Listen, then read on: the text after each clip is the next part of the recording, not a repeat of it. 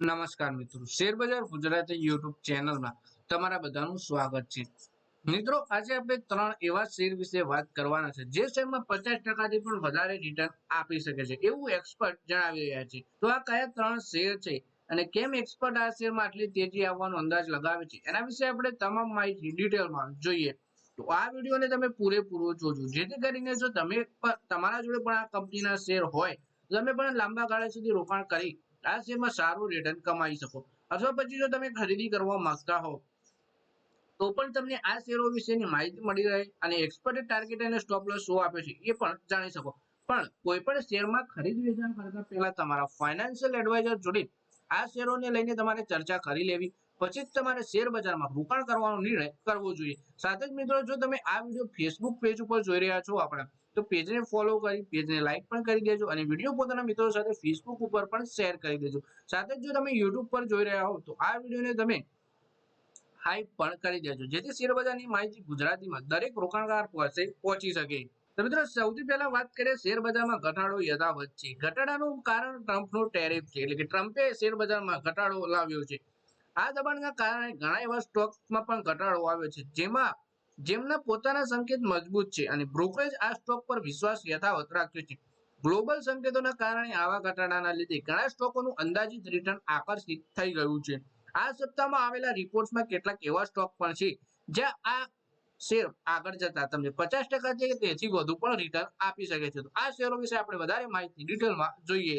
સૌથી પહેલો શેર છે મિત્રો Prince Pipes and Fitting. Motilal ઓસ્વાલે આ શેરમાં 440 રૂપિયાના ટાર્ગેટ સાથે ખરીદીની સલાહ આપી છે અને હાલ આ શેર 291 રૂપિયાના સ્તર ઉપર છે, એટલે કે શેરમાં અહીંથી 51% સુધીની તેજી આવી શકે છે. રિપોર્ટ પ્રમાણે કંપનીની આવક અંદાજથી નબળી રહી છે. સમય પહેલા ચોમાસું આવવાના કારણે માંગમાં પણ અસર જોવા મળી છે. જો કે મેનેજમેન્ટે અંદાજ લગાવ્યો છે કે બીજા ક્વાર્ટરથી ડિમાન્ડમાં રિકવરી શક્ય છે, જ્યારે ચોથા ક્વાર્ટરથી માર્જિનમાં સુધારાની આશા છે. વર્તમાન વેલ્યુએશન અને અંદાજો જોતા 440 રૂપિયાનો ટાર્ગેટ આપવામાં આવ્યો છે. એટલે પ્રિન્સ પાઇપ્સ એન્ડ ફિટિંગના શેરમાં બ્રોકરેજ હાઉસ મોતીલાલ ઓસ્વાલે 440 રૂપિયાના ટાર્ગેટ સાથે ખરીદીની સલાહ આપી છે.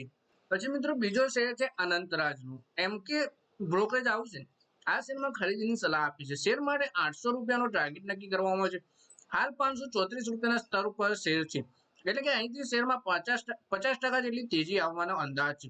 રિપોર્ટ પ્રમાણે કંપનીએ જણાવ્યું કે કંપનીના નવા ડેટા સેન્ટર વહેલી તકે એટલે કે આગામી 3-4 મહિનામાં ઓપરેશન શરૂ કરશે, તેનાથી આગળ ગ્રોથની મદદ મળી શકે છે. પછી મિત્રો, ત્રીજો શેર છે રેમન્ડ લાઇફસ્ટાઇલ, એટલે કે મોતીલાલ ઓસ્વાલે રેમન્ડ લાઇફસ્ટાઇલના શેરમાં 1425 રૂપિયાના ટાર્ગેટ સાથે રોકાણની સલાહ આપી છે. શુક્રવારે 1085 રૂપિયાના ભાવ પર બંધ થયા, એટલે કે શેરમાં અહીંથી 31%ની તેજી આવી શકે છે.